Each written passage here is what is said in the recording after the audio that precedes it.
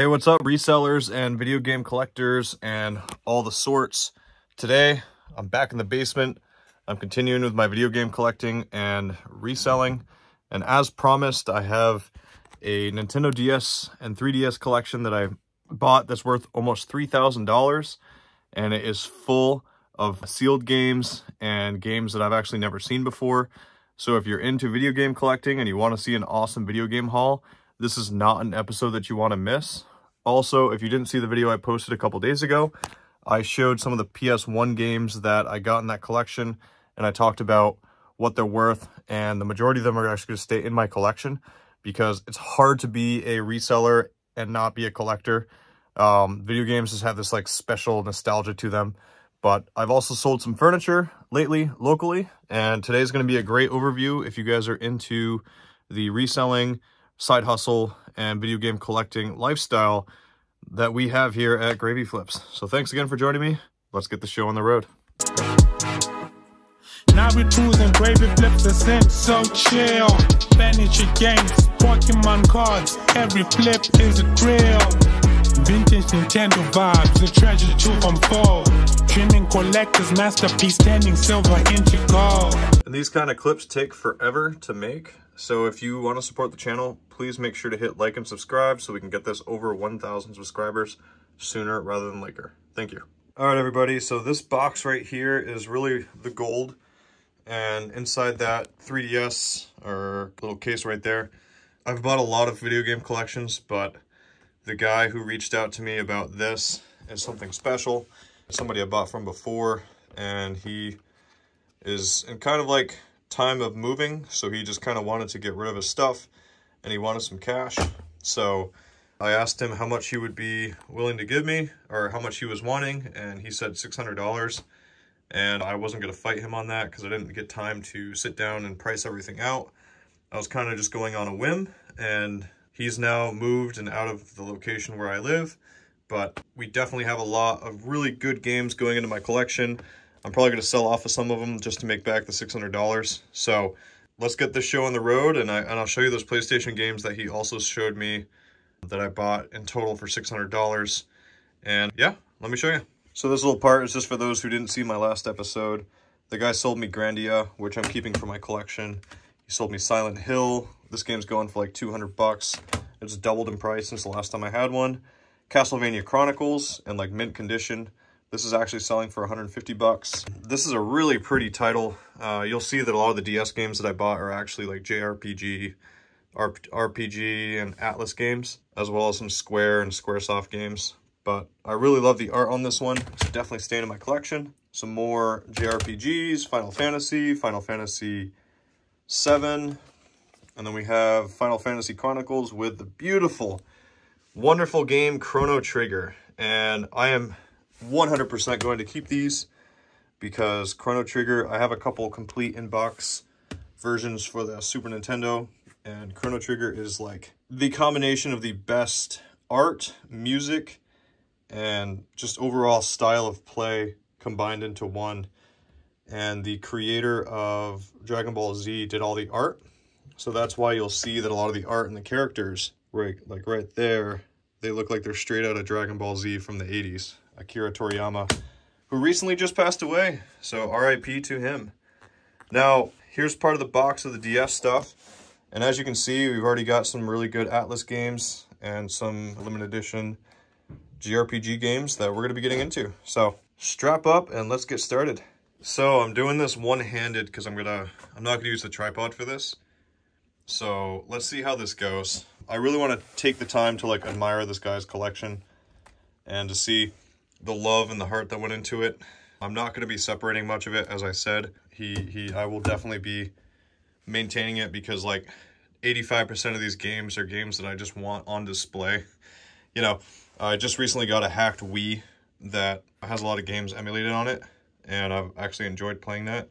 But this is like a dream find for somebody who is a video game collector, especially who likes 3DS and DS stuff, because it's not your run-of-the-mill stuff. Like, there isn't a single Pokemon game in here. It's just all kind of niche specific games. So let's make some space and realized you guys are going to see some stuff that you've probably never seen before.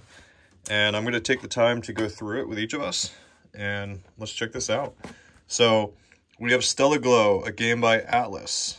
And if you don't know games by Atlas, most of the time Atlas games are worth a lot of money. We have Luigi's Mansion. We have Coco Polo. That one's sealed.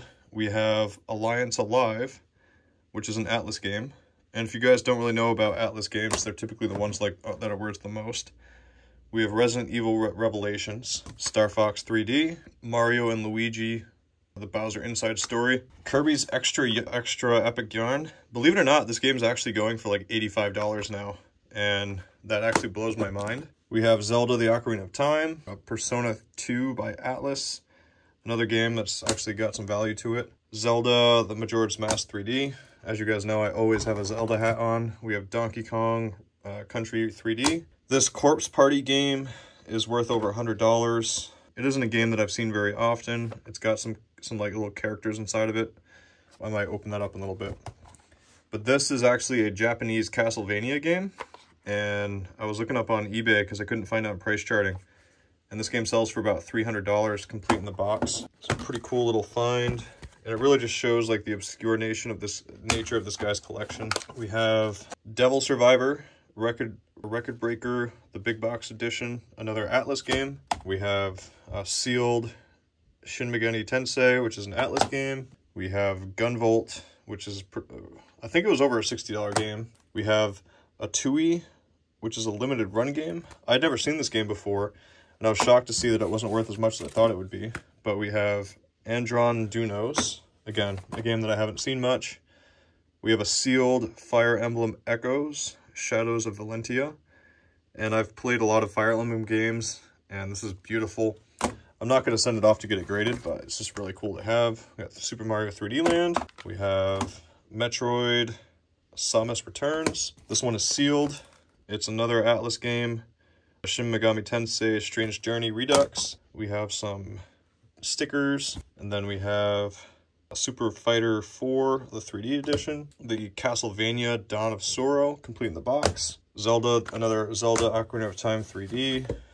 Mario Kart 7 for the 3DS. Bravely Second, which is another JRPG type game made by the same people who created Final Fantasy, Square Enix, after they came together and started making things together. We have Wario World Gold, which this game actually holds some value. I can't remember how much it was. I did a whole price charting value of this whole collection, and it was like $2,400. And then if you throw in the PlayStation games, it was pretty close to. It was actually over $3,000 with the 3DS console. Here's Cut the Rope. Here's Super Mario 64 DS. We've got Bravely Default. It's another Square Enix game. It was actually released on the Switch. Monster Hunter Generations. This is a over $100 game. I already mentioned it when we looked at the PlayStation 1 version. But can you guys see the art that looks a lot like the Dragon Ball art? That's because this is all from Akira Toriyama. You can see the hair looks a lot like Trunks, and the monster looks a lot like the monsters from Namek. We have Xenoblade Chronicles, Feel the Magic, not really worth mentioning. We have Dead or Alive Dimensions, Captain Toad Treasure Tracker, Fire Emblem Fates Birthright, another sealed limited run game. This is Coco Polo 3D. I don't know if you guys have ever seen this game, but the values online vary quite a bit. Here's Castlevania Lords of Shadow, 3DS, Castlevania Portrait of Ruin, Dragon Quest 11, Japanese, Dragon Quest 7, Fragments of the Forgotten Past, and these games are some of the more valuable ones in the collection. We have another Atlas story, Radiant Historia, pretty game, pretty cover. We have another Dragon Quest game, which again holds close to like $100 in value. Dragon Quest Journey of the Cursed King 8. You can see all the JRPG characters. That's another Square Enix game. And then we have this beautiful art, Final Fantasy 7. It has like the shine on it. And this is for the DS. And this loose Castlevania right here. So I paid $600 for everything you see here. And none of this is going to, maybe a little bit just to make back my $600. But the stuff that is here is going to be kept, and protected and enjoyed by an avid video gamer who has a toddler who will at some point be playing these games with me. So if you guys saw any titles in here that you really are into, please let me know. I would love to know what you guys are into and which part of this DS collection is your favorite, or if you guys have any games that you really think I should try on the Nintendo 3DS or DS. Thanks so much for joining on this episode of Gravy Flips, and I will see you next time.